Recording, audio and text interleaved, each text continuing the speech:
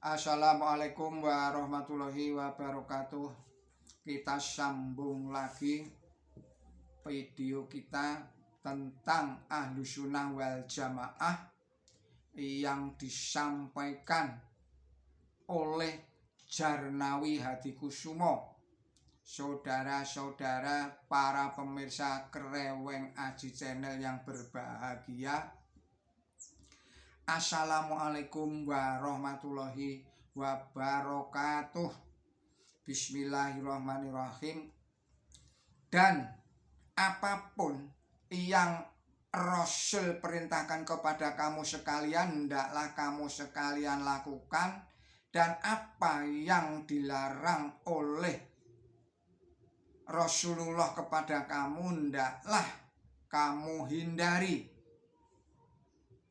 Oleh sebab itu, kebanyakan ulama dan pengikutnya memegang teguh sunnah Rasul sebagai pedoman untuk memahami Al-Quran, untuk beribadah dan bermuamalah, serta landasan untuk menetapkan hukum, baik hukum ibadah ataupun hukum muamalah.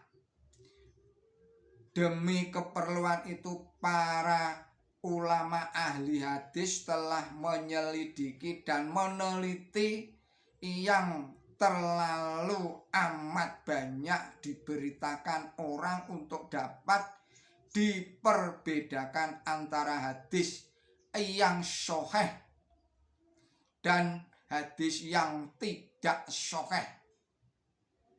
Para ulama dan pengikutnya itulah yang dinamakan golongan Ahlussunnah wal Jamaah, yang oleh para sarjana barat dinamakan golongan Sunni.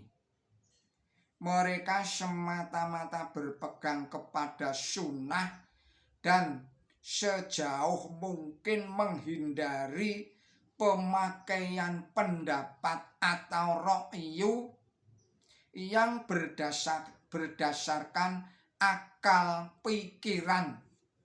Adapun golongan ahli ra'yi ialah mereka yang lebih banyak menggunakan pertimbangan akal daripada menggunakan alasan hadis, disebabkan kurangnya jumlah hadis yang sampai kepada mereka, atau karena mereka lebih merasa perlu mempertimbangkan makna hadis dengan pikiran atau logikanya. Sesungguhnya ulama fikih Ahlussunnah itu banyak sekali, namun rupanya yang dimasyhurkan orang hanya 4 orang, yakni Imam Hanafi, 2 Imam Malik, 3 Imam Syafi'i, dan 4 adalah Imam Hanbali. Ada beberapa sebab yang menjadikan mereka lebih terkenal, yakni yang pertama, paham dan fatwa mereka telah dibukukan oleh murid-muridnya dengan tertib, dan murid-muridnya itu kebetulan banyak terdiri dari orang yang berpengaruh di dalam masyarakat. Dan karena kewibawaan sultan atau amir yang kebetulan menganut paham salah satu dari imam yang 4 tersebut. Imam-imam lain yang juga terkenal antara lain ialah Imam Laid bin Sa'ad, wafat pada tahun 175 Hijriah. Kemudian Imam Abu Sulaiman Dawud bin Ali bin Khalaf yang terkenal dengan sebutan Ad-Dahiri lahir di Kufah pada tahun 202 Hijriah dan wafat di Baghdad pada tahun 270 Hijriah. Dan Imam Abu Ja'far bin Yazid bin Khalid bin Ghalib At-Tabari yang lahir di Amul daerah Tabaristan pada tahun 224 Hijriah serta wafat pada tahun 310 Hijriah.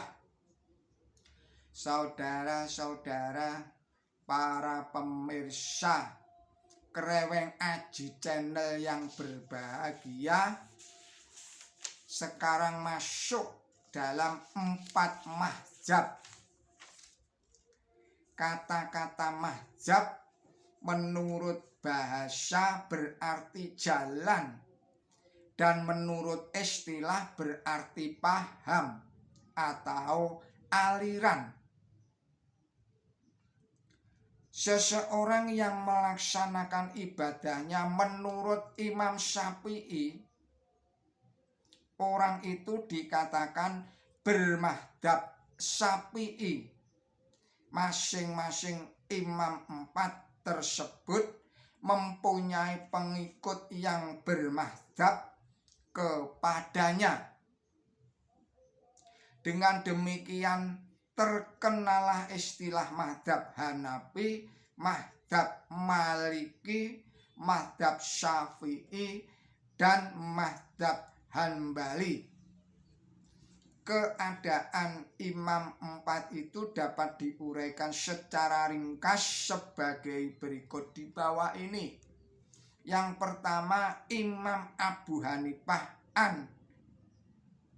Nu'man bin Sabit lahir di Kufah pada tahun 80 Hijriah atau pada tahun 699 Masehi dan wafat pada tahun 150 Hijriah bertepatan dengan tahun 772